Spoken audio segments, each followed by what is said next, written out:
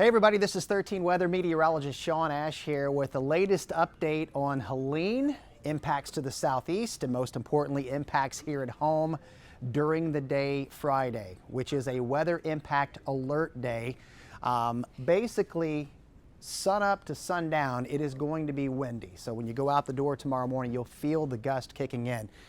However, there's going to be a stretch run in the afternoon and evening from about 2 to 9 o'clock.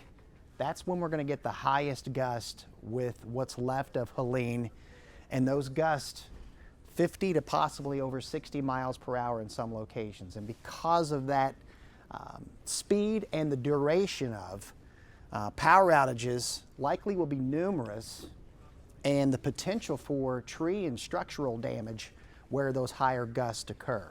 Okay, so what you should be thinking about, again, we're not telling you this to scare you, we just want you to get prepared for this. Continue to follow the forecast.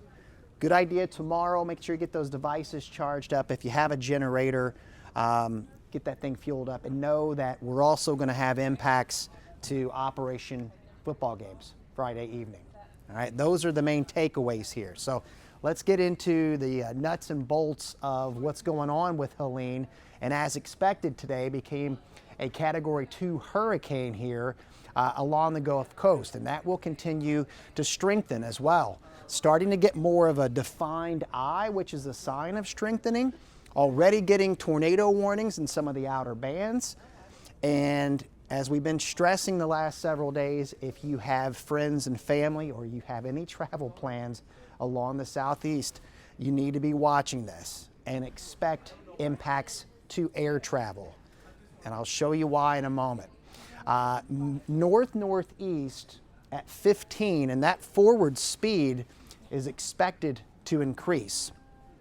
This is an impressive number of areas that are under either a tropical storm warning, which goes into the Carolinas here, includes Atlanta Metro, and a hurricane warning that is not far south of Atlanta. This gives you a hint of how far inland the wind field will go. Now, anytime that we mention Atlanta and wind, you can bank on delays and or cancellations when it comes to air travel. So just know that even if we don't have a drop of rain tomorrow morning, and we will, we're going to have some airport issues because Atlanta is going to be impacted. I want to show you this. Landfall tonight, roughly 10 or 11 o'clock. Tough to say which side of Tallahassee it goes on, and that will dictate whether they're on the strongest side, which in terms of wind is always on the eastern and northeastern quadrant. But watch as we play through time here. I mean, look at some of the modeled wind well into Georgia, over 100 miles per hour. So there's going to be a swath of wind, power outages and wind damage that goes all the way into the Appalachians. And then eventually, and as we've discussed the last couple of days, this thing whips in here tomorrow, which I know you're probably thinking, and I've been asked, this seems a little odd east to west, and I'll explain what's driving that. But look at the swath of wind potential here over central Indiana tomorrow. So we could be detailing over 50 to nearly 60 mile per hour wind with this. Now, why the curve back to the northwest? We've talked about the Fujiwara effect. So here's Helene. Helene's energy is going to get almost pulled in by this upper low. And the two are going to merge, and that merging process occurs as it's passing right over Indiana. And that's a very windy situation for us here. We expect high wind with this. So this is tomorrow morning. And again, out the door in the morning, we're still going to have gusts of 35 to near 40 miles per hour.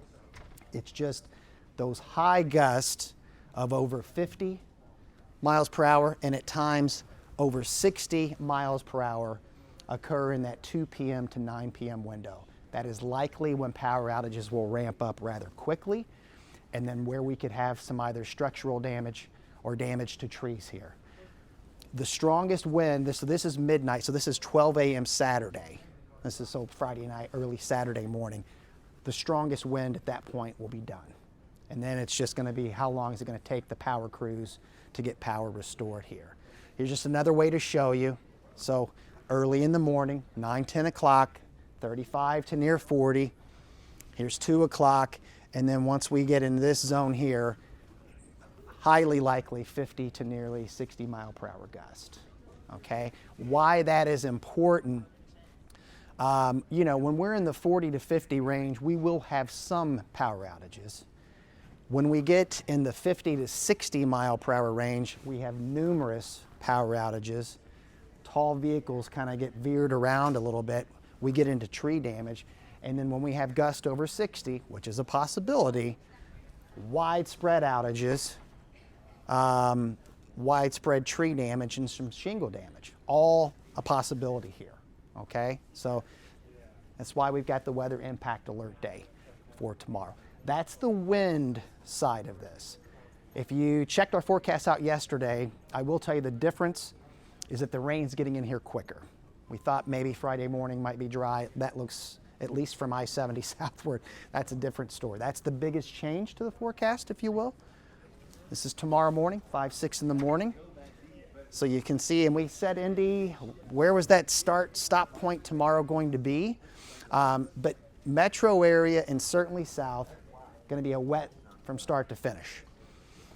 This is midday, and then we'll see that burst of wind comes with these bands of heavy rain. We're probably not going to have a whole lot of lightning. We usually don't with the tropical systems. But embedded sometimes within these bands, we can get some rotation.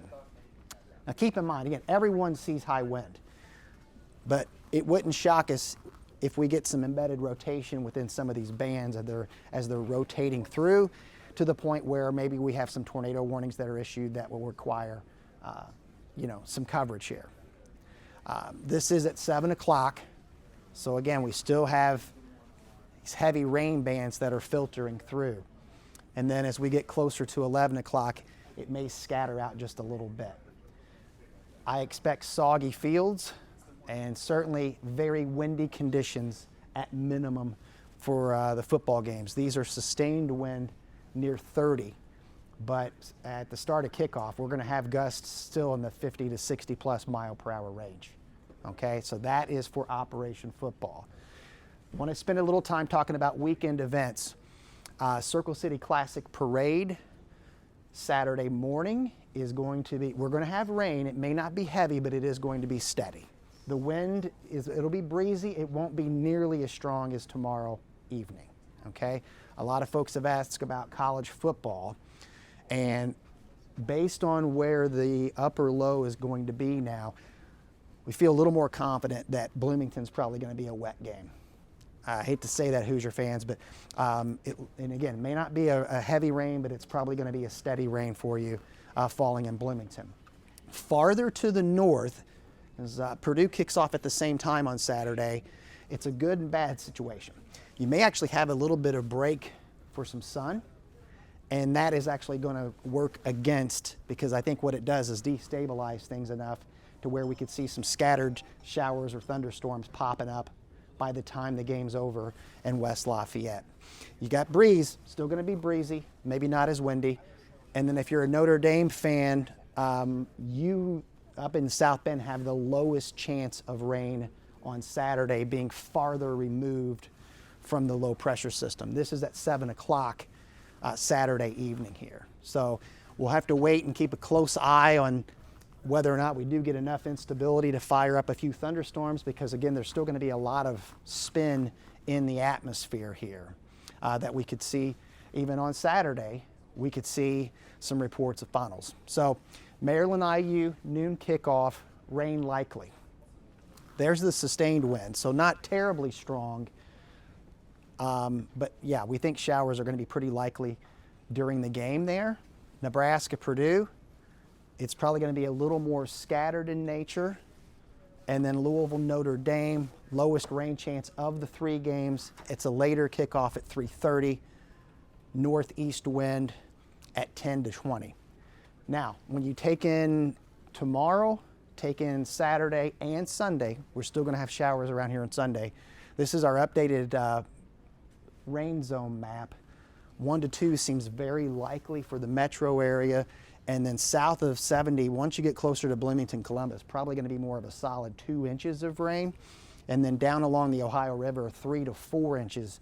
Louisville, Evansville seems very likely. Lightest amounts to the north, but everyone will get some rain at times.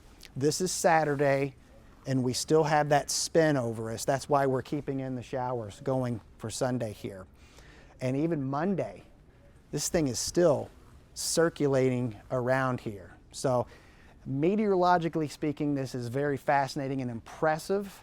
And we don't really see this very often, how these things are going to be merging as we talked about, and that's what's going to yield the high wind for tomorrow. Please stay with us. We'll keep you updated here on our digital platforms and on air, and we appreciate you trusting us for your local weather info.